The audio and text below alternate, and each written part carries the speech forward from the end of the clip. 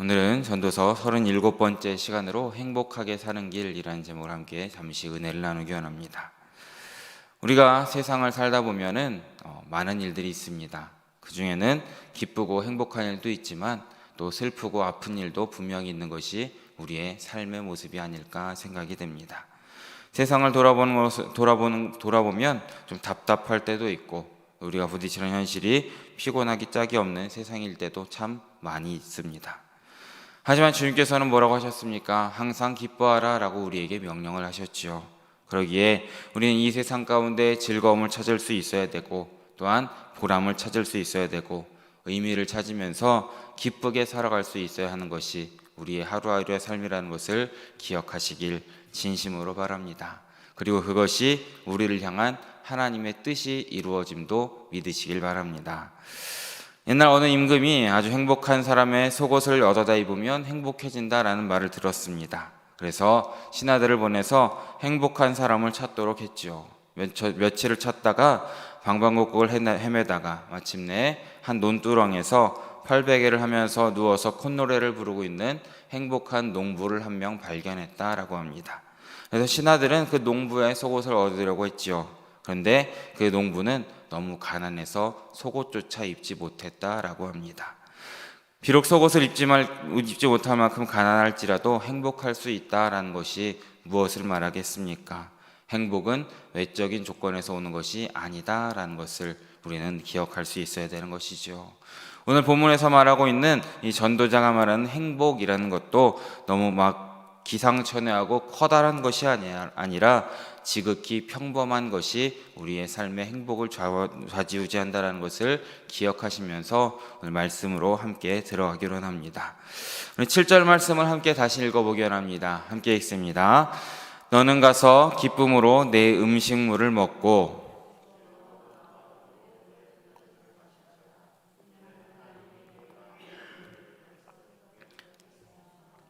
아멘.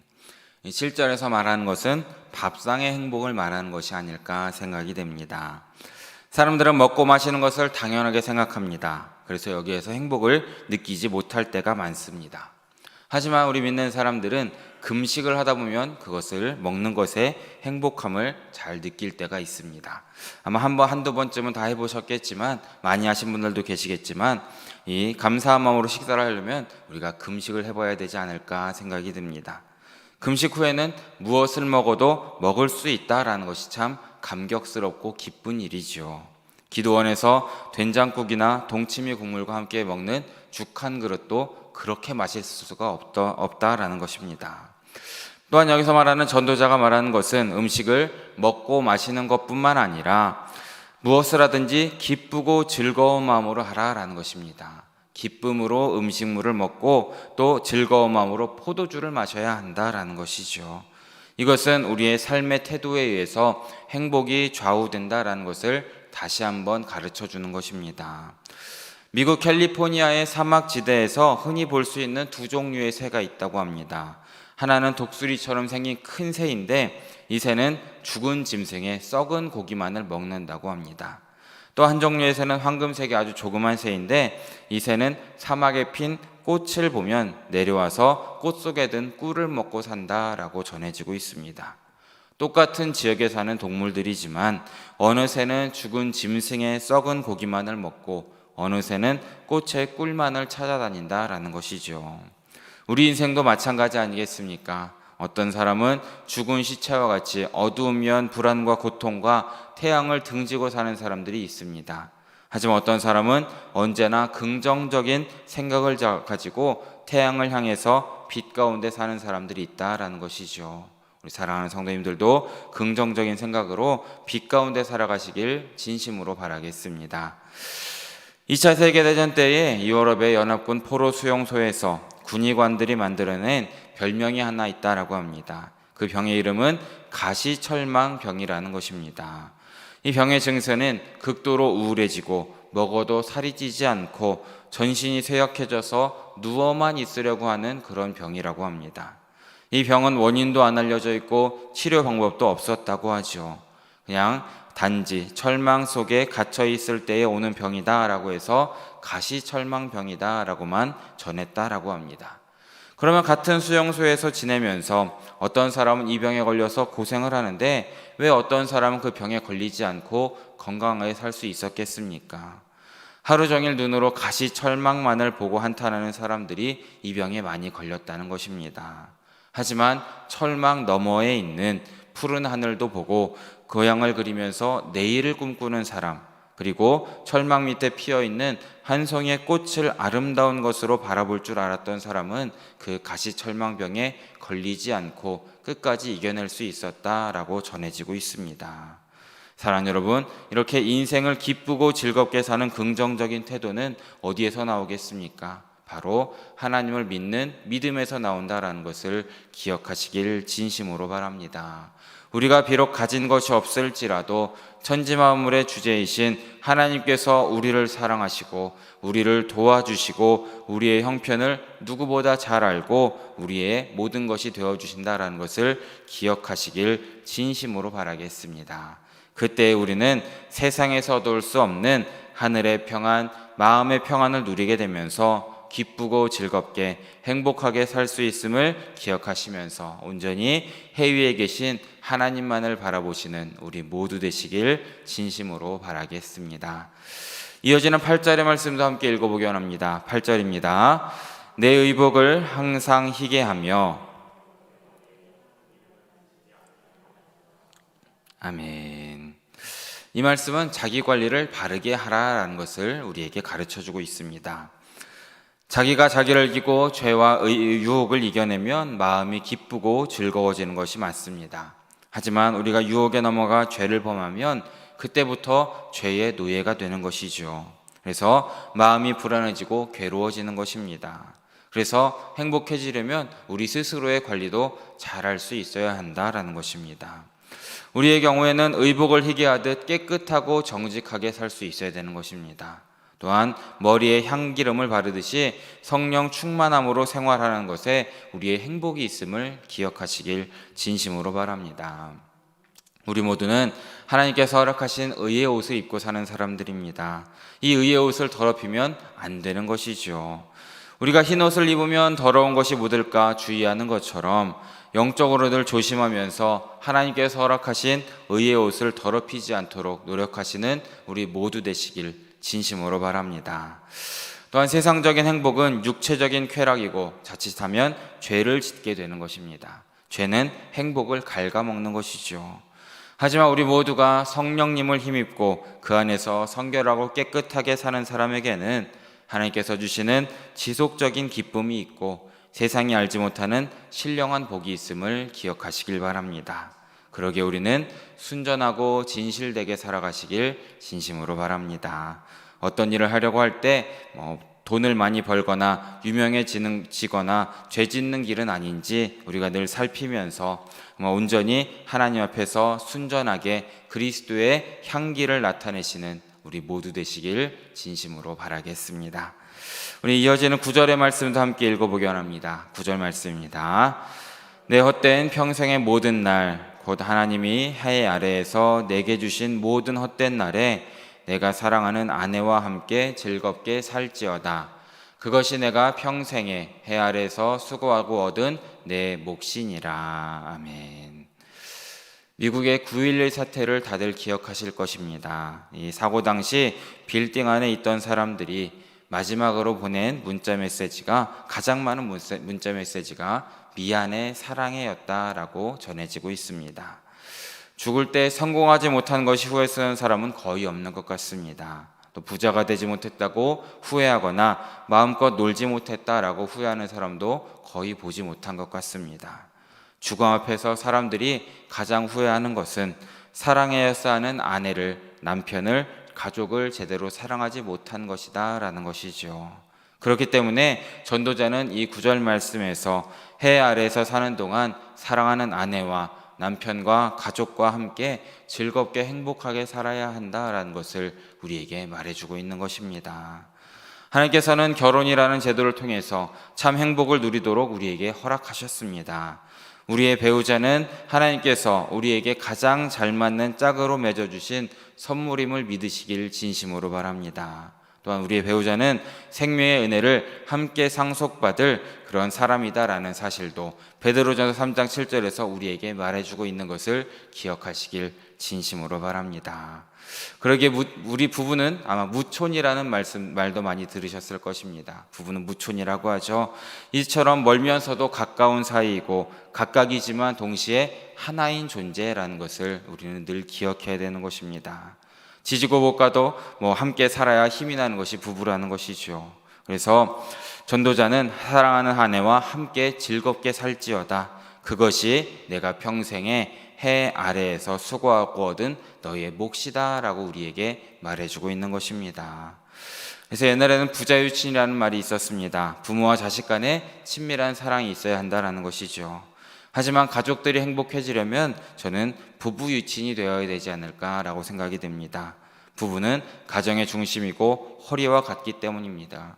부부가 친해야 가족들도 친해지고 행복하다는 것을 기억하시길 바랍니다. 그래서 부부는 서로를 잘 알기 때문에 마음만 먹으면 더 많이 아끼고 더 많이 배려하고 더 많이 사랑할 수 있는 것을 기억하시면서 서로가 사랑으로 배려하시는, 그렇게 기쁨으로 행하시는 우리 영일의 성도님들 모두 되시길 진심으로 바라겠습니다. 마지막으로 10절의 말씀도 함께 읽어보기 원합니다. 함께 읽습니다. 내 손이 이를 얻는 대로 힘을 다하여 할지어다. 지식도 없고 지혜도 없음이니라. 아멘. 하나님께서는 우리에게 최고를 원하시기보다는 최선을 다하는 모습을 원하신다라는 것이죠. 내 손이 이를 얻는 대로 라는 말은 주어진 어떤 일이든 할 수 있는 일이 있다는 것을 우리가 감사하면서 최선을 다해 일함으로 그 가운데 보람을 느끼고 행복해야 한다라는 것을 우리에게 말해주고 있습니다.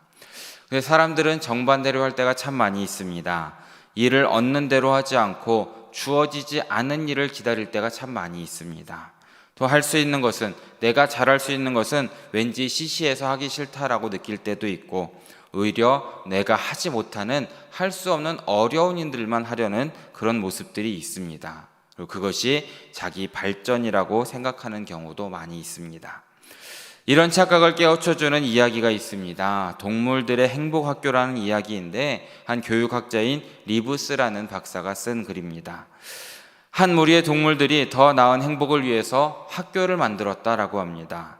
그들의 교과 과정에는 수영이나 달리기, 기어오르기, 날기 같은 과목들이 설치되었습니다. 동물들은 각자 자기의 특기는 밀어놓고 자기들이 못하는 부족한 과목을 선택했다라는 것이죠. 그래서 오리는 달리기를 배웠고, 토끼는 날기를 배웠고, 다람쥐는 수영을 배웠고, 독수리는 기어오르기를 배웠다라고 했고, 그렇게 열심히 연습하고 훈련했다라는 것입니다. 그 결과 어떻게 됐겠습니까? 결국 자기들의 노력이 모든 것이다. 또한 자신들의 특기를 오랫동안 사용하지 않았기 때문에 자신의 특기, 자신이 날 수 있는 것, 달릴 수 있는 것, 그런 것들을 다 크게 손상을 입었다라는 것을 깨닫고 후회했다라는 것이 이 이야기의 골지입니다. 이 이야기는 우리에게 큰 교훈을 주는 것입니다. 하나님께서는 우리 각 사람 한 사람에게 각각의 달란트를 주셨음을 믿으시기 바랍니다. 그런데 그 달란트를 한 달란트 받은 종처럼 남의 것만을 부러워하고 자신의 것을 묻어두다 보니 그것마저도 잃어버리게 되었다라는 것이죠. 주어지지 않을 일, 할 수 없는 일을 하려고 우리가 스트레스를 받을 이유는 전혀 없음을 기억하시기 바랍니다. 내게 주어지지 않은 일, 내가 할 수 없는 일은 하나님께서 다른 사람을 통해 하실 것입니다. 내가 잘할 수 있는 일, 내가 재미있게 할 수 있는 일, 나에게 가장 쉬운 일이 그것이 나의 일이고 나에게 주어진 은사라는 것을 기억하시면서 그 맡은 일을 함으로써 만족과 보람을 누리시길 진심으로 바라겠습니다. 한 게으름뱅이가 죽어서 천국으로 갔습니다. 그곳은 한없이 아름다운 풍경이 펼쳐져 있었고 맛있는 과일과 음식, 그리고 무엇이든 들어주는 비서도 있었습니다. 늦잠을 자도 잔소리하는 마누라가 없었고 일을 하지 않는다고 구박하는 직장의 상사도 없었다라고 합니다. 그 사람은 행복에 겨워서 이렇게 말했습니다. 아, 진작에 죽어서 이곳으로 왔어야 하는 건데. 그런데 며칠이 지나면서 이 생활이 지겨워지기 시작합니다. 아무것도 할 일이 없었던 것이죠. 호의호식하는 나날에 점점 살만 찌고 피부는 윤기로 반짝였지만 되풀이되는 일상에 짜증이 나서 죽을 지경이었습니다. 그래서 그는 천사에게 부탁을 합니다. 천사님, 심심해서 못 견디겠습니다. 제가 뭐 할 일이 없겠습니까? 라고 얘기했습니다. 그러자 천사는 눈을 깜빡이며 이렇게 대답을 합니다. 그건 곤란합니다. 이곳에서 당신이 할 수 있는 일은 아무것도 없습니다. 그래서 그는 화가 나서 소리칩니다. 천국이 뭐 이렇습니까? 이럴 바에야 차라리 절 지옥으로 보내주세요 라고 외칩니다. 그러자 천사가 놀란 듯이 이렇게 묻습니다. 아니, 그럼 당신은 여태까지 이곳이 천국인 줄 아셨습니까? 라고 이야기했다는 한 이야기가 있습니다. 놀고 먹으면 우리가 행복할 것 같지만 그것은 착각이다 라는 것입니다. 일할 것이 없이 놀기만 하는 사람이 가장 괴롭고 불행할 수도 있다는 것을 우리는 기억해야 되는 것입니다. 우리에게 주어진 아주 작은 일이든 할 일이 있다는 것을 행복으로 알고 감사하면서 우리에게 주어진 모든 일에 최선을 다하시길 진심으로 바랍니다. 그래서 하나님을 기쁘시게 하고 하나님 나라의 상을 예비하는 삶을 사시는 우리 성도님들 모두 되시길 진심으로 바라겠습니다. 말씀을 정리합니다. 사람들은 행복을 찾고 있습니다. 그런데 많은 사람들이 문명의 편리함 속에 살고 있지만 행복하지 못할 때가 너무나 많습니다. 경제적으로도 풍요로워졌지만 살기 어렵다는 말이 그치지가 않는 것이 요즘 현실입니다. 많이 누리고 있지만 만족도 없고 더 큰 욕구만 남은 상태입니다. 옛날보다 엄청나게 빨라졌습니다. 배로 몇 달씩 걸려야 겨우 도착했던 유럽인데 최신형 비행기로는 12시간 정도면 도착하는 요즘 세상입니다. 하지만 그럼에도 여행하는 사람들의 표정에는 지루함이 역력하고 만족함이 없는 것이 사실입니다. 밥은 밥통이 하고 빨래는 세탁기가 하고 복잡한 업무는 컴퓨터가 다 처리해 주는데도 우리는 모두 시간에 쫓겨 허둥지둥 살고 있는 것은 아닌지 한번 살펴봐야 되는 것 같습니다.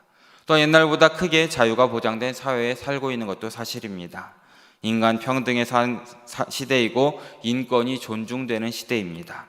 그럼에도 불구하고 자유를 달라는 요구, 인권을 위하는 투쟁은 점점 더 강해지는 것이죠. 도대체 무엇이 문제겠습니까? 우리에게 주어진 행복을 제대로 깨닫지 못하는 데 있다라는 것입니다. 행복은 우리 각 사람에게 이미 주어져 있는 것을 믿으시기 바랍니다. 그것을 깨닫고 누리는 사람은 행복한 사람이고 그것을 누리지 못할 때 우리는 불행하다고 느끼는 것이죠. 우리에게 이미 행복이 주어져 있음을 알고 누리는 것이 중요하다는 것입니다. 무엇을 하든지 즐겁게 하시길 바랍니다. 무엇을 하시든지 순전한 삶을 사시길 진심으로 바랍니다. 하나님 맺어주신 배우자와 즐겁게 사시고 우리에게 맡은 일에 최선을 다하는 삶을 사심으로써 날마다 행복한 삶을 사시고 그 모든 것으로 하나님께 감사와 영광을 돌리시는 사랑하는 영일의 성도님들 모두 되시길 진심으로 바라고 축원합니다. 함께 기도하겠습니다. 사랑해 주님 너무나 감사합니다. 오늘 새벽에도 잊지 않고 나와서 주님께 예배하고 주의 말씀을 들을 수 있도록 또 주님께 기도할 수 있도록 인도해 주심에 다시 한번 감사드립니다. 주님께서 우리에게 생명을 주시고 또한 그 가운데에 행복을 허락해 주심에도 너무나 감사드립니다. 주님, 우리가 주위를 바라보면서 비교하고 낙심하는 것이 아니라 우리에게 주어진 것에 만족하고 그것을 온전히 하나님께 감사하는 삶이 될 수 있도록 주여 붙잡아 주시옵소서. 그러므로 모든 삶 가운데에 감사와 행복이 넘치는 우리 영일의 성도들 모두 될 수 있도록 인도하여 주시옵소서. 모든 말씀 언제나 함께 하시는 예수 그리스도의 이름으로 기도드립니다. 아멘.